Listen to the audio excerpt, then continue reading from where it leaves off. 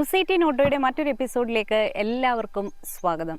ഞാനിപ്പോൾ ഉള്ളത് നാട്രാക്സിലാണ്. നാട്രാക്സിൽ golf GTAയുടെ 8ാം ജനറേഷൻ്റെ face lift വാഹനവുമായിട്ട് എത്തിയിരിക്കുകയാണ്. അതായത് മെയ് 26 ലോഞ്ച് ചെയ്യാൻ പോകുന്ന ഈ വാഹനത്തിൻ്റെ ഒരു ടെസ്റ്റ് ഡ്രൈവ് അനുഭവം പങ്കുവെക്കാൻ വേണ്ടിയിട്ടാണ് ഇപ്പോൾ ഇവിടെ എത്തിയിരിക്കുന്നത്. ഇതൊരു ട്രാക്ക് എക്സ്പീരിയൻസ് ആണ്. ഫോക്സ്വാഗൻ ഇന്ത്യ ഒരുക്കി തന്നിരിക്കുന്ന ഈ ട്രാക്ക് എക്സ്പീരിയൻസിലേക്ക് എല്ലാവർക്കും സ്വാഗതം.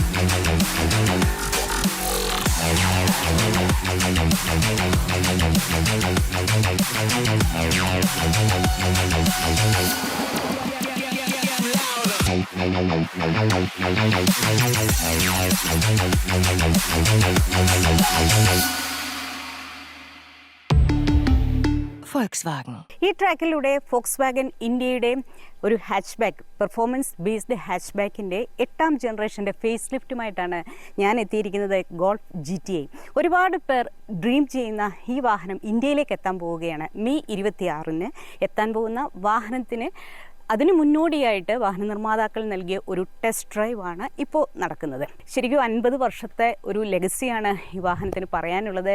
നാട്രാക്സിലൂടെ ഒരു ടെസ്റ്റിംഗ് ട്രാക്കിലൂടെ ഉള്ളൊരു അനുഭവമാണിത്.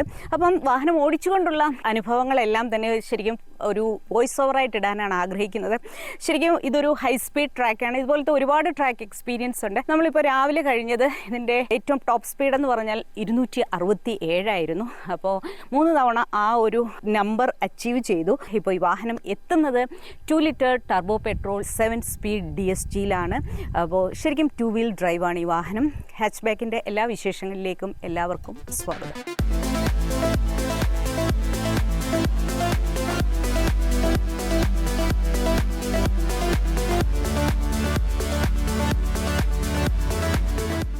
ഫോക്സ്വാഗൻ ഗ്രൂപ്പിൻ്റെ ഒരു ഗോൾഡൻ ഇയർ എന്ന് വേണമെങ്കിൽ 2025 പറയാം. ഏപ്രിലിൽ അവർ ടുഗാൻ ആർലൈൻ അവതരിപ്പിച്ചു. അതിനുശേഷം ഇപ്പോൾ മെയ് 26 തന്നെ എല്ലാവരുടെയും ഏറ്റവും പ്രിയപ്പെട്ട ഹാച്ച്ബാക്ക് ഈ ഒരു വാഹനവും ലോഞ്ച് ചെയ്യാൻ പോവുകയാണ്. ഒരുപക്ഷെ ഗോൾഫ് GTAയുടെ 8ാം ജനറേഷൻ്റെ ഫേസ് ലിഫ്റ്റ് ആയിരിക്കും ഫോക്സ്വാഗൻ ഇന്ത്യയുടെ ഏറ്റവും എക്സ്പെൻസീവ് കാറായിട്ട് ഇപ്പോൾ ഇവിടെ വരാൻ പോകുന്നത്.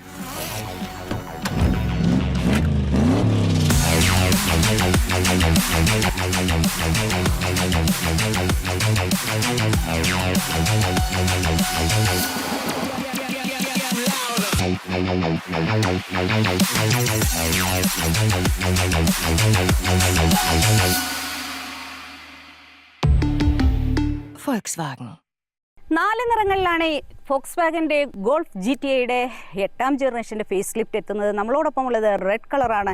ഇതിനോടൊപ്പം മൂൺസ്റ്റോൺ ഗ്രേ വളരെ മനോഹരമായിട്ടുള്ള ഒരു കളറാണ്. ലോകമെമ്പാടും ഫോക്സ്വാഗൻ ഗ്രൂപ്പിൻ്റെ ഏറ്റവും പ്രിയമേറിയ ഒരു വാഹനമാണ് ഈ ഹാച്ച്ബാക്ക്. കംപ്ലീറ്റ്ലി ബിൽറ്റപ്പ് യൂണിറ്റ് അല്ലെങ്കിൽ CBU യൂണിറ്റ് ആയിട്ടാണ് ഇവിടെ എത്തുന്നത്. അതുകൊണ്ടാണ് ഇതിന് ഇത്രയ്ക്കും വില വന്നിരിക്കുന്നത്. എന്തായാലും ആദ്യ ലോഡിലെ 150 വാഹനങ്ങൾക്കും അവകാശികളായിരിക്കുന്നു. ഓൺലൈനിലൂടെ അവരൊരു ക്വിസൊക്കെ നടത്തിയിട്ടായിരുന്നു ഇതിൻ്റെ ബുക്കിംഗ് ഒക്കെ ചെയ്തിരിക്കുന്നത്.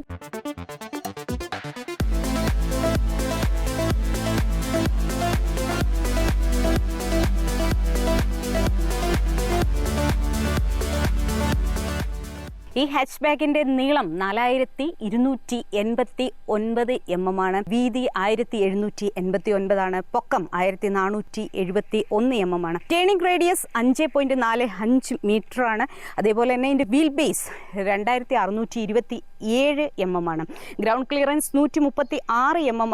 ബൂട്ട് സ്പേസ് 380 1237 ലിറ്റർ വരെ എക്സ്പാൻഡ് ചെയ്യാൻ പറ്റും. Fuel tank capacity 45 ലിറ്ററാണ്.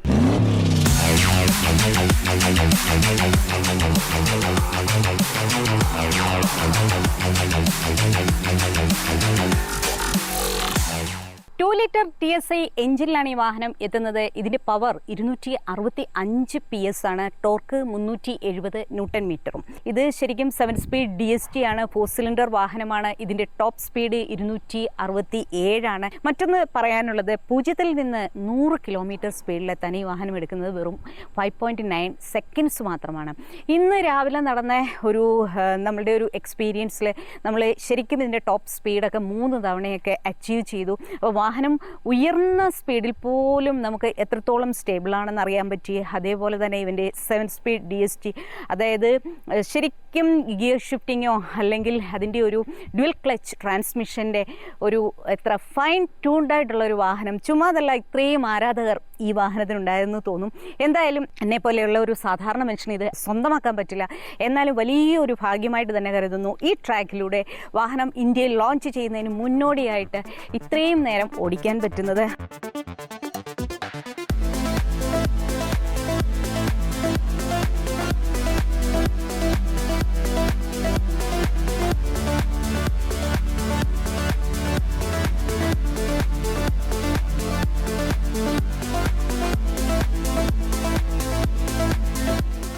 Volkswagen India ഈ വാഹനത്തെ വിശേഷിപ്പിക്കുന്നത് ഗോൾഫ് GTI MK 8.5 എന്നാണ്.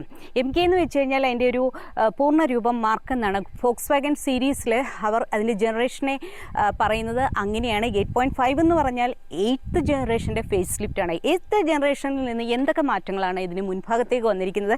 പ്രത്യേകിച്ചും ഈ ഗ്രില്ലിലാണ് മാറ്റം വന്നിരിക്കുന്നത്. ഈ ഒരു ഭാഗം മാറിയിട്ടുണ്ട്. അതുപോലെ തന്നെ കണക്റ്റഡ് DRL വന്നിരിക്കുന്നു. അപ്പം ഇത് നേരത്തെ ഇവിടെയായിട്ടാണ് ഉണ്ടായിരുന്നത്. അപ്പം ഇത് ഇവിടേക്ക് മാറ്റി ചെയ്തിരിക്കുന്നു.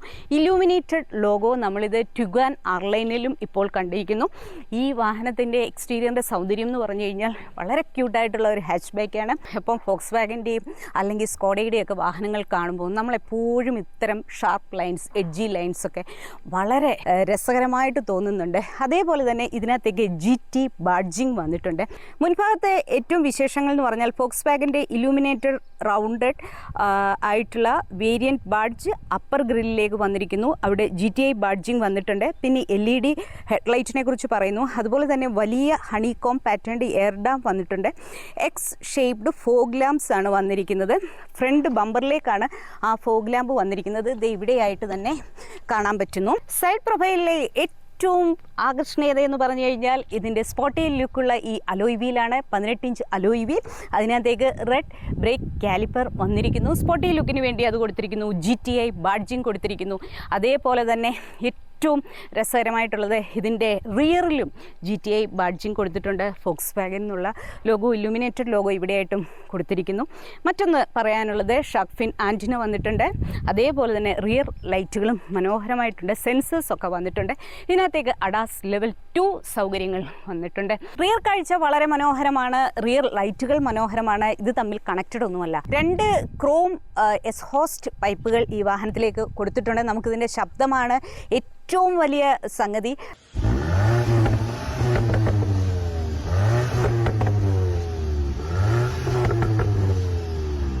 ഈ വാഹനത്തിൻ്റെ എല്ലാവരെയും ആകർഷിക്കുന്ന, വാഹനപ്രേമികളെ ഏറ്റവും ഇഷ്ടപ്പെടുന്ന, വാഹനം റേസ് ചെയ്യുമ്പോഴുള്ള ഇതിൻ്റെ ഒരു ശബ്ദം, സ്പെഷ്യലി ട്യൂൺഡ് എഞ്ചിനാണ്. അതിൻ്റെ ശബ്ദത്തിന് അതിലേറെ ആരാധകരുണ്ട്. അപ്പം ഈ ഡ്യുവൽ എക്സ്ഹോസ്റ്റ് അതിനു വേണ്ടി തന്നെ വെച്ചിരിക്കുകയാണ്. ഇതൊരു സ്പോർട്സ് സ്വഭാവം ഉള്ള ഒരു ഹാച്ച് ബാക്കാണ്.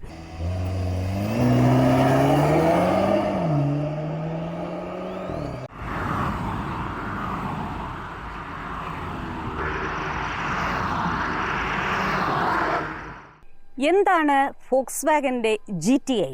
ഈ മാജിക്കൽ 3 ലെറ്ററിൻ്റെ അർത്ഥം എന്താണ്? എല്ലാവർക്കും അറിയാൻ ആകാംക്ഷയുണ്ടാകും. ശരിക്കും വാഹനപ്രേമികൾക്ക് ഇത് അറിയുകയും ചെയ്യാം. എന്നാലും സാധാരണ വ്യക്തികൾക്ക് വേണ്ടിയിട്ട് ഇത് പറയാം. ശരിക്കും ഈ വാഹനം ജനിച്ചത്, ഈ ചിന്ത ജനിച്ചത് 74-ലാണെന്ന് ഞാൻ നേരത്തെ ഒന്ന് സൂചിപ്പിച്ചു. അപ്പം 1970-കളുടെ മധ്യത്തിൽ ഒരു കൂട്ടം എൻജിനീയേഴ്സും ഡിസൈനേഴ്സും അതീവ രഹസ്യമായി ഒരു വാഹനം ഡിസൈൻ ചെയ്യാൻ തീരുമാനിച്ചു. സ്പോർട്സ് കാറിൻ്റെ സ്വഭാവമുള്ള ഒരു ഹാച്ച് ബാക്ക് ആയിരുന്നു അവരുടെ മനസ്സിൽ വളരെ രഹസ്യമായിട്ട് തുടങ്ങിയ ഒരു ചിന്ത. ചിന്തയാണ്. അപ്പം അങ്ങനെ അവരൊരു കാർ നിർമ്മിച്ച് അതിൻ്റെ ഒഫീഷ്യൽസിനെ കാണിക്കുമ്പോൾ ഒറ്റയടിയിൽ തന്നെ അതിന് അപ്രൂവൽ കിട്ടി. 75-ൽ വേൾഡ് പ്രീമിയർ അതിൻ്റെ ഒരു മാതൃകാ മോഡൽ ഉണ്ടാക്കി വേൾഡ് പ്രീമിയർ കാണിക്കുകയും ചെയ്തു. 76-ൽ വാഹനം നിരത്തുകളിലേക്ക് എത്തി. ഇന്ന് ലോകമെമ്പാടുമായിട്ട് 70 രാജ്യങ്ങളിലാണ് ഈ വാഹനം വിൽക്കുന്നത്. അപ്പം GTA എന്ന് പറഞ്ഞു കഴിഞ്ഞാൽ ഗ്രാൻഡ് ടൂറർ ഇഞ്ചക്ഷൻ എന്നാണ്. ഗ്രാൻഡ് ടൂറർ ഇഞ്ചക്ഷൻ എന്നുള്ളത് ശരിക്കും ഒരുപാട് ചർച്ചകൾക്ക് ശേഷം അവർ ഇട്ട പേരാണ്. ആദ്യം ഇതിൻ്റെ നിർമ്മാതാക്കൾ അല്ലെങ്കിൽ ഡിസൈനേഴ്സ് സജസ്റ്റ് ചെയ്ത പേരൊന്നുമല്ല. അപ്പോൾ ഗ്രാൻഡ് ടൂറർ ഇഞ്ചക്ഷൻ എന്നാണ് ഇതിൻ്റെ പേര്. ഏവരും ഇഷ്ടപ്പെടുന്ന ഈ ഗോൾഫ് GTAയുടെ ഗോൾഫ് എന്താണ്? ഗോൾഫ് എന്ന പേര് എങ്ങനെ വന്നു? ശരിക്കും ഗോൾഫ് എന്നുള്ളത് ഇത് ഒരു ജർമ്മൻ കാറാണെന്ന് എല്ലാവർക്കും അറിയാം. ജർമ്മൻ ഭാഷയിൽ ഗോൾഫ് എന്ന് പറഞ്ഞു കഴിഞ്ഞാൽ ശരിക്കും ഗൾഫ് സ്ട്രീം എന്നാണ്. ഫോക്സ് വാഗൻ്റെ ഈ ഒരു ഗോൾഫ് സീരീസിൽ ഒരുപാട് വാഹനങ്ങൾ വന്നിട്ടുണ്ട്. ഇത് ശരിക്കും വാം ഓഷ്യൻ കറണ്ട് എന്നൊക്കെ ഉള്ള ഒരു അർത്ഥമാണ് ഇതിന് വരുന്നത്.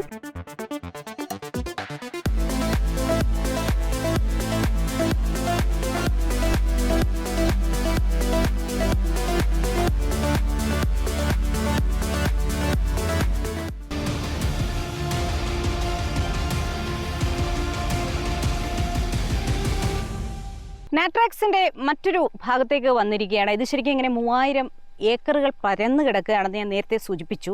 അതിൽ 1000 ഏക്കറാണ് ഇവർ ഈ ട്രാക്കായിട്ട് ഡെവലപ്പ് ചെയ്തിരിക്കുന്നത്. ഇത് 2-3 വീലേഴ്സ് ആയിട്ടുള്ള വാഹനങ്ങൾ മുതൽ ഹെവി വെഹിക്കിൾസ് വരെ, അതായത് കൊമേഴ്ഷ്യൽ വെഹിക്കിൾ വരെ ഉള്ള വാഹനങ്ങളുടെ ടെസ്റ്റിംഗ് ട്രാക്കാണ്. ഒരു വാഹനത്തിൻ്റെ കേപ്പബിലിറ്റി ആണെങ്കിലും സ്പീഡാണെങ്കിലും എൻജിൻ നോയ്സ് ആണെങ്കിലും അതിൻ്റെ ബ്രേക്കിംഗ് കേപ്പബിലിറ്റി ആണെങ്കിലും അതിൻ്റെ പലതരം സ്വഭാവങ്ങൾ എങ്ങനെ ആണ്, ഒരു വാഹനം എത്രത്തോളം ഫിറ്റാണ്, അത് നാഷണൽ ഇൻ്റർനാഷണൽ സ്റ്റാൻഡേർഡിൽ വാഹനം എത്രത്തോളം അതിൻ്റെ ക്രൈറ്റീരിയ എല്ലാം പാലിക്കുന്നു എന്ന് ബോധ്യപ്പെടുത്താൻ വേണ്ടി സർട്ടിഫിക്കേഷൻ കൊടുക്കുക എന്നുള്ളതാണ് ഇവിടെ ഇതുകൊണ്ട് ഉദ്ദേശിക്കുന്നത്. ടെസ്റ്റിങ്ങിന് വേണ്ടിയിട്ടാണ് എല്ലാവരും ഈ ട്രാക്കിലേക്ക് വരുന്നത്. ഇത് മധ്യപ്രദേശിലാണ്. മധ്യപ്രദേശിലെ ഇൻഡോർ എന്ന് പറയുന്ന സ്ഥലത്ത്, അതേപോലെ തന്നെ ധാർ എന്ന് പറയുന്ന ജില്ലയിലാണ് ഇത് കിടക്കുന്നത്. ഇത് ഉദ്ഘാടനം ചെയ്ത് 2021-ലാണ്. അപ്പോൾ ഈ വാഹനത്തിൻ്റെ ആദ്യഘട്ടത്തിൽ ഇന്ന് രാവിലെ നമ്മൾ ഓടിച്ചത് ഇതിൻ്റെ ഡൈനാമിക് ട്രാക്കിലൂടെയായിരുന്നു. അത് ഒരു 4 ലെയിൻ ട്രാക്കായിരുന്നു. അതിൽ ബാങ്കിങ് കർവ് ഒക്കെ ഉണ്ട്. അതൊരു ഭയങ്കര ഹൈ സ്പീഡിലേക്ക് പോകണമെങ്കിൽ നമ്മൾ ബാങ്കിങ് കർവിലൂടെ ഓടിക്കണമായിരുന്നു. അതായത് 200 കിലോമീറ്റർ സ്പീഡിലേക്ക് പോകുന്ന അവസരത്തിൽ അത് 4ാമത്തെ ട്രാക്കിലേക്ക് നമ്മൾ പോയി. അപ്പം ഈ വാഹനത്തിന് ടോപ്പ് സ്പീഡ് കൈവരിച്ചു എന്ന് ഞാൻ ഒരുപാട് തവണ 3 തവണ നമ്മളത് കൈവരിച്ചു എന്ന് മെൻഷൻ ചെയ്യുകയും ചെയ്തു. പക്ഷേ ഇവിടുത്തെ ഒരു ടെസ്റ്റിംഗ് എന്ന് പറഞ്ഞാൽ അത്തരത്തിലുള്ളതൊന്നുമല്ല. ഇതിലെ എല്ലാ ട്രാക്കും നമ്മൾ യൂസ് ചെയ്യുന്നൊന്നും അറിയില്ല.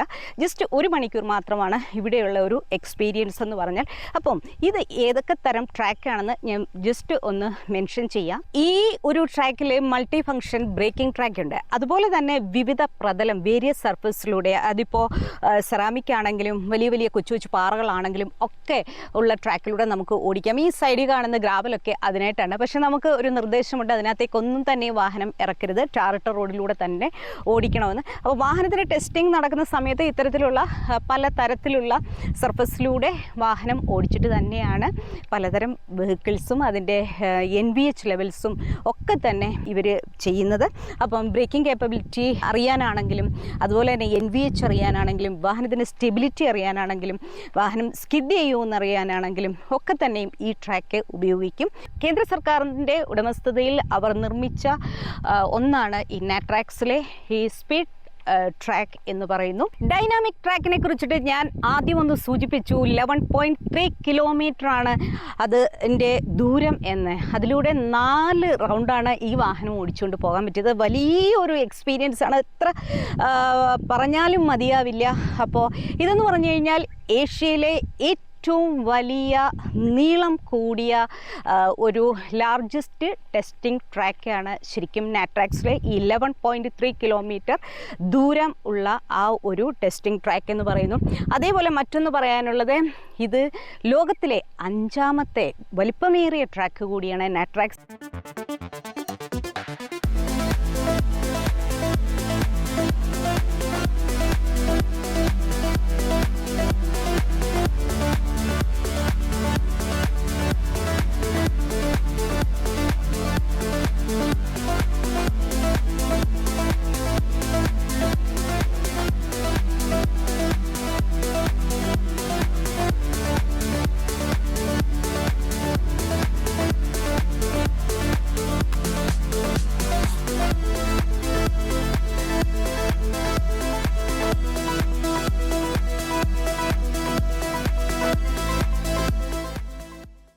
ഹോട്ട് ഹാച്ചിൻ്റെ കീ ഇതാണ്.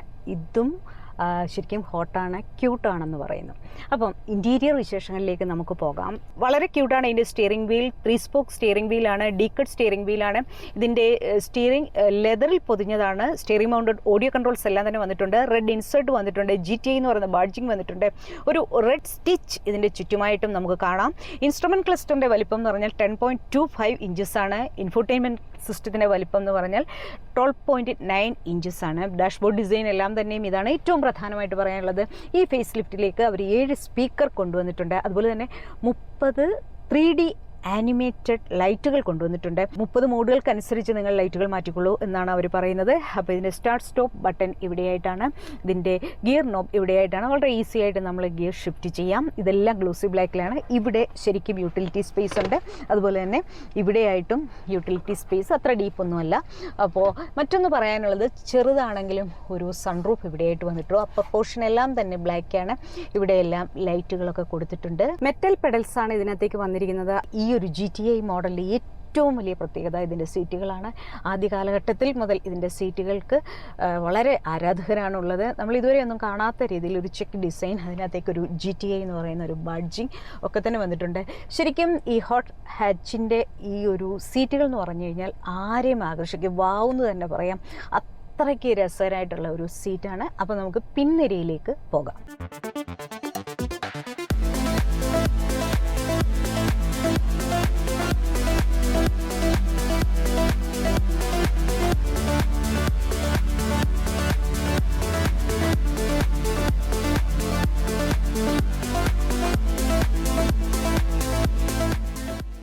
ഗോൾഫ് GTIയിലേക്ക് വന്നിരിക്കുന്നത് 3 സോൺ ക്ലൈമറ്റിക് കൺട്രോളാണ്. പിന്നിര ഒരുപാട് രസമാണ്, എല്ലാവരും ഇഷ്ടപ്പെടും. അപ്പം ഇതിലെ സീറ്റുകളിലേക്കൊന്നും GTI ബാഡ്ജിങ് കൊണ്ടുവന്നിട്ടില്ല, എന്നാലും റെഡ് സ്റ്റിച്ചൊക്കെ കൊണ്ടുവന്നിട്ടുണ്ട്. ഈ ഒരു ക്ലോത്തിൻ്റെ ടെക്സ്ചർ ഇവിടെയായിട്ടും വന്നിട്ടുണ്ട്. ഒരു രക്ഷയുമില്ലാത്ത ഇരിപ്പിട സൗകര്യമാണ്. ഇവിടെയായിട്ട് കപ്പ് ഹോൾഡർ അല്ലെങ്കിൽ ഹാൻഡ് റെസ്റ്റ് കൊടുത്തിരിക്കുന്നു. ഇവിടെയായിട്ടും റൂഫ് ലാമ്പ് കൊടുത്തിട്ടുണ്ട്, ഹാൻഡ് ഗ്രിപ്പ് കൊടുത്തിട്ടുണ്ട്. ഈ സീറ്റുകളുടെ പിന്നിര നോക്കുക. ഇവിടെ നമുക്ക് ഫോണൊക്കെ പൗച്ച് ഉണ്ട്. അതുപോലെ തന്നെ ഇവിടെയായിട്ട് ഒരു പൗച്ച് കൊടുത്തിട്ടുണ്ട്. കാലുകൾ നീട്ടി വെച്ചിരിക്കാം. നല്ല ഒരു വീൽ ബേസ് തന്നെയാണ് വാഹന നിർമ്മാതാക്കൾ പറയുന്നത്. 2627 ഇതിൻ്റെ ഒരു വീൽ ബേസ്. അപ്പോൾ സീറ്റുകൾ മാക്സിമം പിന്നോട്ട് തന്നെ ഇട്ടിരിക്കുകയാണ്. ഞാൻ നീളം കുറഞ്ഞ ഒരാളാണ്. നല്ല ലെഗ് റൂമും നല്ല ഹെഡ് റൂമും ഒക്കെ കിട്ടുന്നുണ്ട്. ഇവിടെ കുറച്ചും കൂടി കർവി ആയിട്ട് കൊടുത്തിട്ടുണ്ട്. പിൻനിരയിലെ എല്ലാ സീറ്റിൻ്റെ ഹെഡ് റെസ്റ്റുകളും സ്ലൈഡിംഗ് ആണ് എന്നുകൂടി പറയുന്നു. എന്തായാലും റൂഫ് മൊത്തത്തിൽ ബ്ലാക്ക് ആണെന്ന് ഞാൻ നേരത്തെ സൂചിപ്പിച്ചിരുന്നു. പൂർണ്ണമായിട്ടും നമുക്ക് ഇഷ്ടപ്പെടും. ഇനി ഇതിനകത്തെ അഡാസ് ലെവൽ 2 സൗകര്യങ്ങളെക്കുറിച്ചിട്ട് പറയാം, സേഫ്റ്റിയെക്കുറിച്ചിട്ട് പറയാം. പക്ഷേ നമ്മൾ എപ്പോഴും ഇത്തരമൊരു കാറ് ഇപ്പോൾ ഈ ഒരു ഡൈനാമിക് ട്രാക്കിലൂടെയൊക്കെ പോയപ്പോൾ അഡാസ് ലെവൽ 2 സൗകര്യങ്ങളിൽ 20 ഫീച്ചേഴ്സുകളിൽ, അതായത് സ്പീഡ് അലേർട്ട് ഒഴിച്ച് ബാക്കി എല്ലാം തന്നെയും ഓഫ് ചെയ്തിട്ട് തന്നെയാണ് ഓടിച്ചത്. 6ാം ജനറേഷൻ, അതായത് 2008 മുതൽ 2012 വരെയുള്ള ഈ ഒരു വാഹനത്തിൻ്റെ ഹോട്ട് ഹാച്ചിൻ്റെ ആ ഒരു ജനറേഷന് തന്നെ ശരിക്കും ഗ്ലോബലി ഇതിന് സേഫ്റ്റിക്ക് 5 സ്റ്റാർ റേറ്റിംഗ് നേടിയ ഒരു വാഹനമാണ്. അപ്പോൾ സുരക്ഷയുടെ കാര്യം പറയുകയാണെങ്കിൽ ഒരു കുഴപ്പമില്ല.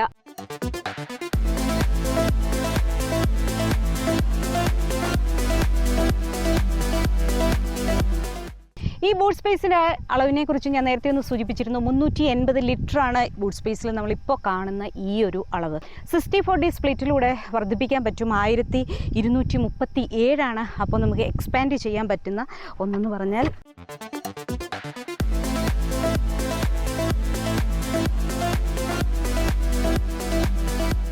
ഫോക്സ്വാഗൻ്റെ ഗോൾഫ് GTI ഇന്ത്യയിലെത്തുന്നത് 53 ലക്ഷം രൂപ എക്സ് ഷോറൂം പ്രൈസിലാണ്. പൂർണ്ണമായും ഇറക്കുമതി ചെയ്യുന്ന ഈ വാഹനം ഇന്ത്യൻ നിരത്തുകളിലേക്ക് എത്തുമ്പോൾ 65 ലക്ഷം രൂപ മുതൽ 66 ലക്ഷം രൂപ വരെയാകും. എങ്കിലും ജർമ്മൻ എഞ്ചിനീയറിംഗിനെ ഇഷ്ടപ്പെടുന്നവർക്ക്, ഡ്രൈവിംഗിൽ ഫണ്ണും ത്രില്ലും ഒക്കെ വേണമെന്ന് ആഗ്രഹിക്കുന്നവർക്ക്, വാഹനം ഒരു സ്റ്റാറ്റസ് സിംബൽ എന്ന് കരുതുന്നവർക്ക് ഇതൊരു വിലയേ അല്ല. ഒരിക്കലും നിരാശപ്പെടേണ്ടി വരില്ല. ഈ സ്പെഷ്യലി ട്യൂൺഡ് ഹാച്ച്ബാക്ക് സ്വന്തമാക്കുന്നവർക്ക് നാട്രാക്സിലെ അതിശയിപ്പിക്കുന്ന പെർഫോമൻസ് കൊണ്ടാണ് എനിക്കിങ്ങനെ പറയാൻ പറ്റുന്നത്. കാരണം ഏതൊരു സ്പീഡിലും ഏതൊരു കർവിലൂടെയും ഏതൊരു റോഡിലൂടെയും മികച്ച രീതിയിൽ തന്നെ നമുക്ക് ഈ കുഞ്ഞൻ ഹാച്ചിനെ കൊണ്ടുപോകാൻ പറ്റും. അതേപോലെ തന്നെ മറ്റൊന്ന് പറയാനുള്ളത് 37 മില്യൺ വിറ്റ ഒരു വാഹനത്തിനെ നമ്മളായിട്ട് എന്ത് കുറ്റം കണ്ടുപിടിക്കാനാണ് എന്ന് തന്നെ തോന്നും. എങ്കിലും ഇത്രയധികം വില കൊടുത്ത് സ്വന്തമാക്കുന്ന ഈ ഒരു വാഹനം ഇന്ത്യയിലെത്തുമ്പോൾ ചില പ്രധാനപ്പെട്ട ഫീച്ചേഴ്സ് മിസ്സിംഗ് അല്ലേ എന്നുള്ള കാര്യം എടുത്തു പറയുന്നു. പിന്നെ ഒരു സ്പോർട്സ് കാറിൻ്റെ സ്വഭാവവും ഒരു പ്രാക്ടിക്കൽ ജീവിതത്തിലേക്ക് ആ വാഹനം എങ്ങനെ കൊണ്ടുപോകാൻ പറ്റും എന്നുള്ള ഇതും പരിഗണിച്ചാണ് ഈ വാഹനം ഡിസൈൻ ചെയ്തത് തന്നെ. അതുകൊണ്ട് തന്നെ സാധാരണ റോഡുകളിൽ സാധാരണ ഒരു ഫോക്സ് വാഗൻ വാഹനം ഓടിക്കുന്ന പോലെ തന്നെ നമുക്ക് ഈ വാഹനത്തെ ഓടിക്കാൻ പറ്റും. നാട്രാക്സിലെ അനുഭവത്തിൽ രാത്രിയിൽ ഡ്രൈവ് ഉണ്ടായിരുന്നു, അതുപോലെ തന്നെ പകലും ഡ്രൈവ് ഉണ്ടായിരുന്നു. ഇതിൻ്റെ ഡൈനാമിക് ട്രാക്കിലൂടെ രാത്രിയും പകലും ഈ വാഹനം ഓടിച്ചു. രാത്രിയിൽ ഈ വാഹനം നാട്രാക്സിലൂടെ ഓടിക്കാൻ കഴിയുക എന്ന് പറഞ്ഞ ഒരു ഭാഗ്യമാണ്. അതൊരു സ്പെഷ്യൽ ഒരു എക്സ്പീരിയൻസ് ആണ് എന്ന് തീർച്ചയായിട്ടും പറയുന്നു. വളരെ ലൈറ്റായിട്ടുള്ള സ്റ്റിയറിംഗ്, സ്മൂത്തായിട്ടുള്ള ഹാൻഡ്ലിംഗ്, വളരെ വേഗത കൈവരിക്കാനുള്ള കഴിവ്, ഇങ്ങനത്തെ ഒരുപാട് കാര്യങ്ങളാണ് നമ്മളെ ഈ നാട്രാക്സിലൂടെ ഉള്ള ഒരു ടെസ്റ്റ് ഡ്രൈവിൽ ഇംപ്രസ് ചെയ്യുന്നത്. റോക്കറ്റ് വേഗത്തിൽ വാഹനം 5.9 സെക്കൻഡിൽ 100 കിലോമീറ്ററിലേക്ക് എത്തും. പിന്നെ വിചാരിക്കുന്നത്ര വേഗത്തിൽ 267 എന്ന ടോപ്പ് സ്പീഡിൽ ഇലക്ട്രോണിക്കലി വാഹനം നിയന്ത്രിച്ചിരിക്കുകയാണ്. ഈ വേഗതയിൽ വാഹനം സ്റ്റേബിളാണ്, നിയന്ത്രിതമാണ്. ഡൈനാമിക് ട്രാക്കിലെ 45 ഡിഗ്രി ചരിഞ്ഞ ആ ഒരു ട്രാക്കിലൂടെയും വാഹനം വളരെ സ്മൂത്തായിട്ട് മികവ് കാട്ടി അങ്ങനെ പോകും. നമുക്ക് അത്ര ഉയർന്ന സ്പീഡിൽ ഒരു 4 ലാപ്പാണ് നാട്രാക്സിലെ ഈ ട്രാക്കിലൂടെ, അതായത് ഡൈനാമിക് ട്രാക്കിലൂടെ നമുക്ക് അനുവദിച്ചിരുന്നത്. അതിൽ 3 തവണയും ഇതിൻ്റെ ഒരു ടോപ്പ് സ്പീഡായിട്ടുള്ള 267 ടച്ച് ചെയ്യാൻ പറ്റി. പക്ഷേ ഭയത്തേക്കാൾ ഏറെ നമുക്ക് അഭിമാനമാണ് തോന്നുന്നത്. ഇത്രയ്ക്കും ബ്രില്യൻ്റ് ആയിട്ടുള്ള ഒരു ഹാച്ച് ബാക്ക് ഓടിക്കാൻ തന്നെ കഴിഞ്ഞത് വളരെ ഭാഗ്യമായിട്ട് കരുതുന്നു. ഒരു ഹാച്ച് ബാക്കിന് ഇത്രയധികം ആരാധകരോ എന്ന് നമുക്ക് എപ്പോഴും തോന്നാം. രൂപം കൊണ്ടും ഇൻറ്റീരിയർ മികവ് കൊണ്ടും പെർഫോമൻസ് കൊണ്ടും 50 വർഷത്തെ ചരിത്രം കൊണ്ടും ഒക്കെ തന്നെയാണ് ഈ സ്പോർട്ടീവ് ഹാച്ച് ഇത്ര മിടുക്കനായത്. ഏകദേശം ക്രെറ്റയുടെ ഡയമെൻഷനോട് സാമ്യം വരും. 4.3 മീറ്ററാണ് ഇതിൻ്റെ നീളം. 5 ഡോറിൽ എത്തുന്നു എന്ന മികവുണ്ട്. ഇതൊക്കെ നമ്മളെ ആകർഷിക്കുന്ന കാര്യങ്ങളാണ്. ശരിക്കും വാഹനത്തിൻ്റെ സീറ്റുകൾ അല്പം താഴ്ന്നല്ലേ എന്ന് തോന്നിയിരുന്നു. എന്നാൽ വാഹനം മാനുവലി ഇതിൻ്റെ സീറ്റുകളുടെ പൊക്കം നമുക്ക് കൂട്ടാൻ പറ്റും. സ്റ്റിയറിംഗും അഡ്ജസ്റ്റ് ചെയ്യാൻ പറ്റും. വെന്റിലേറ്റഡ് സീറ്റുകൾ നൽകിയില്ല. യൂറോപ്പിലൊക്കെ ഇറങ്ങുന്ന ഈ ഒരു വാഹനത്തിന് അങ്ങനെയും കൂടി ഒരു ഓപ്ഷൻ ഉണ്ട്. ഇന്ത്യയിൽ എത്തുന്നത് ഒറ്റൊരു വേരിയന്റിൽ മാത്രമാണ്. 4 കളറുകളിലാണ് വാഹനം എത്തുന്നത്. ഈ വാഹനത്തോടുള്ളത് ഇതൊരു ഇമോഷണൽ ഫീലാണ്. ശരിക്കും ഫോക്സ് വാഗൻ്റെ ഗോൾഫ് GTI എന്ന് പറഞ്ഞാൽ അത്രയ്ക്കും ആരാധനയാണ് മനുഷ്യർക്ക്, അത്രയ്ക്കും മിടുക്കനുമാണ് ഈ സ്പോർട്ടി ഹാച്ച് എന്ന് പറയുന്നു. അപ്പം ഈ വാഹനത്തിൻ്റെ അത്യാവശ്യം എനിക്കറിയാവുന്ന എല്ലാവിധ വിശേഷങ്ങളും ഇതിനകത്തേക്ക് ഉൾപ്പെടുത്തിയിട്ടുണ്ട്. മറ്റൊരു വാഹനത്തിൻ്റെ വിശേഷങ്ങളുമായി വീണ്ടും കാണുന്നതുവരെ ഇൻഡോറിൽ നിന്നും എല്ലാവർക്കും ഗുഡ് ബൈ.